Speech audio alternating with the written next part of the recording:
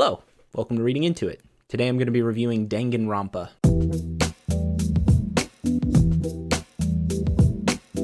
Danganronpa is a hard series to talk about, and no, not just because Danganronpa is such a hard word to say. In the first game, you play a high school student named Makoto who has just been accepted into Hope's Peak Academy, a school that is reserved for only the most gifted students in the world. Everyone there is what the game calls an ultimate. Ultimate swimmer, ultimate baseball player, ultimate biker gang leader, ultimate pop idol, etc.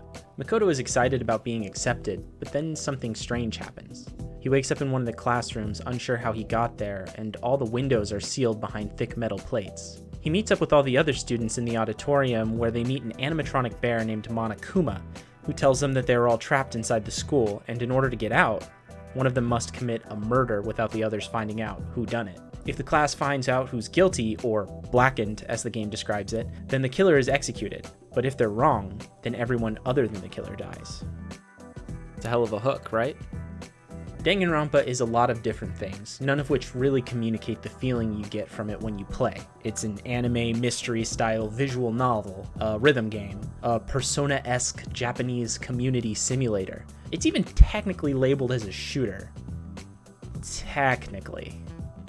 But it's really such a messy amalgamation of all these things and more that it sort of creates a category unto itself. None of that is to say the game doesn't have a clear identity, though. It does. From its unique visual style to its unbearable love for puns, this is a series that knows exactly what it is and what it wants to show its audience. It has these cute slice-of-life, getting-to-know-each-other segments between Makoto and the other students that transition suddenly to vivid depictions of horror and jagged slips into madness. The murders aren't as simple as Colonel Mustard in the library with a wrench. They usually involve complex circumstances, the cataloging of alibis, and various other means of narrowing down a potential list of suspects, while collecting as much information as you can about the crime. Once you've gathered all the evidence, or truth bullets, you meet up with the rest of your surviving classmates for a class trial, where you have to put them together through a series of mini-games in order to solve the murder. The logic is pretty sound 95% of the time, but every once in a while the game seems to expect some grand leaps in logic that didn't really make much sense to me even after the mystery was solved. I don't know if that's due to the inevitable cultural differences of an American playing a Japanese game, or if it's just bad writing, but I found it frustrating.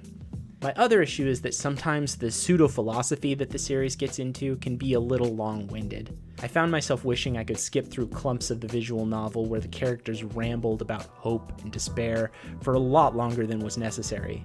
A good editor could have helped a lot there.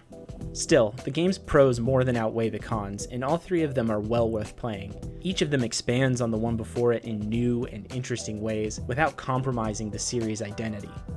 There's another game called Danganronpa Another Episode, Ultra Despair Girls, that's a side story and not part of the main series, which I haven't checked out yet, but I might give it a shot.